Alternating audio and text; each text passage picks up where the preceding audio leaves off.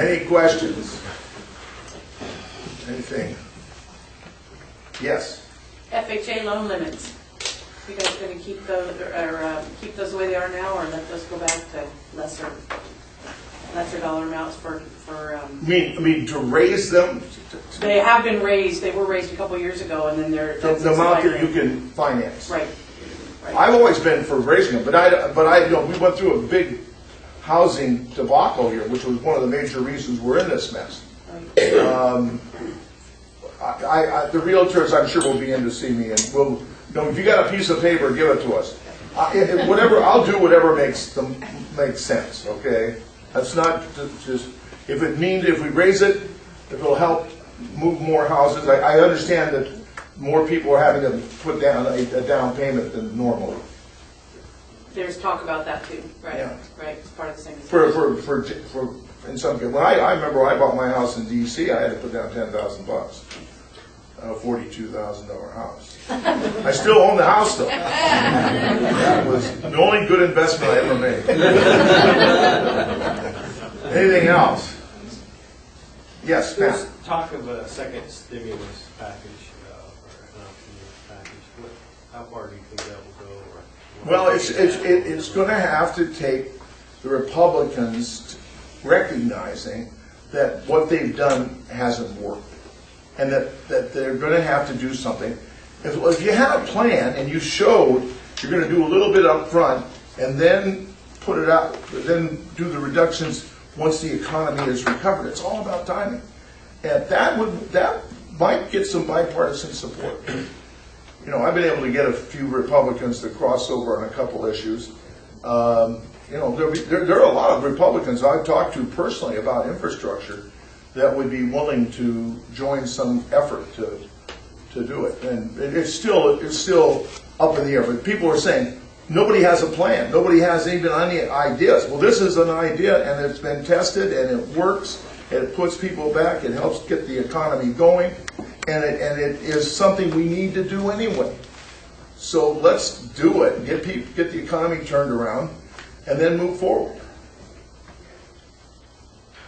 Yes. Norm, last night at 9:30, traffic was still stop and go going through the joint Lewis-McCord. Is there anything going on about using some stimulus money or other? We put some money in to look at this. There's going to be a competition. I put in $300 million in the 11 bill, and Bethesda, Belvoir, and back in the D.C. area are prime candidates because they're going to these big new hospitals. There's going to be all kinds of people, but our guys think that they might be eligible. So we're going to look at that. It's on the highest level of priority as far as I'm concerned. And you know, Adam Smith now is the ranking Democrat on the House Armed Services Committee. Both of us are committed to working with them. And you know, the good news is we've got 45,000 people at Fort Lewis, and that's a huge part of the economy in Pierce County, and even up into Thurston County. And I'm sure a few people from here.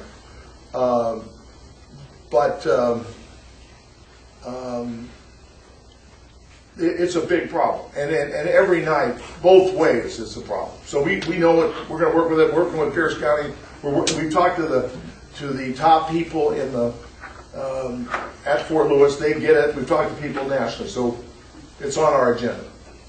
We would just fix the schools, by the way.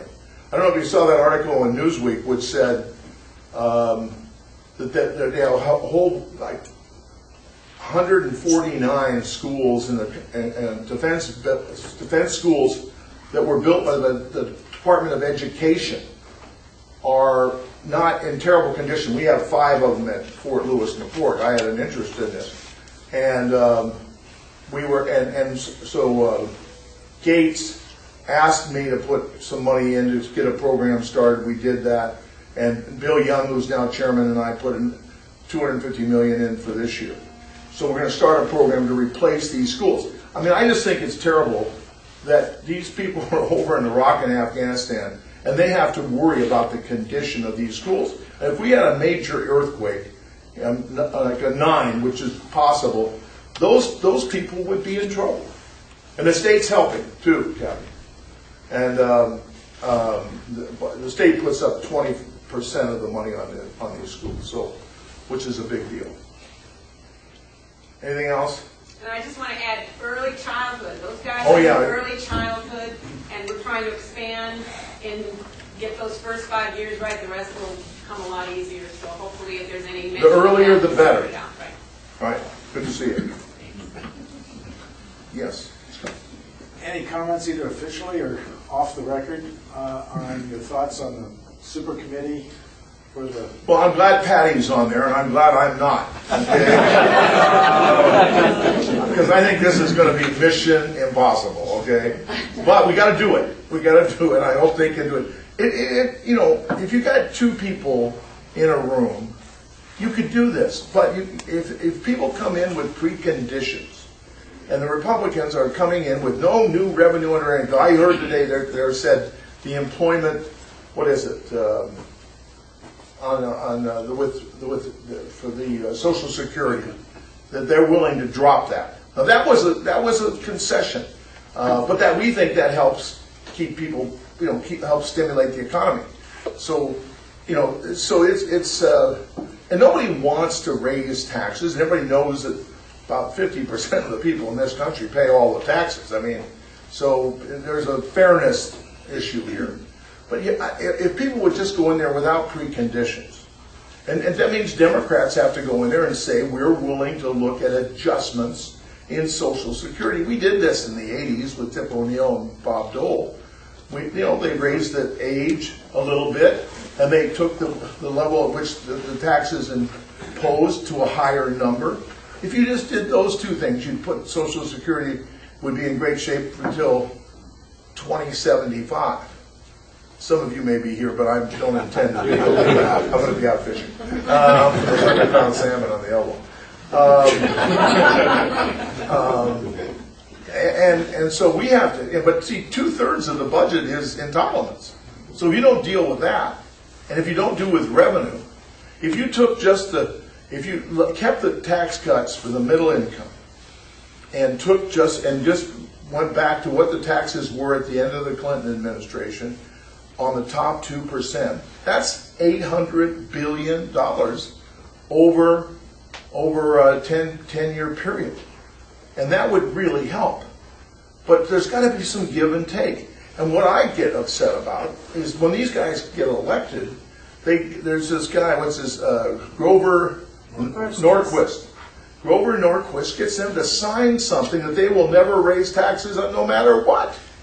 I mean, I think that violates your oath of office to defend the Constitution of the United States. How can you go sign something to some group saying you'll never raise taxes under any circumstances? What if the country is on the verge of disaster? And the only way to do it is to have some increase to pay for a major invasion of the United States. Or if we had horrific flooding and damages, we had to do something. I mean, I think it is not smart. And they've been doing this for years. And almost all of them do it. There's only a handful that don't sign this.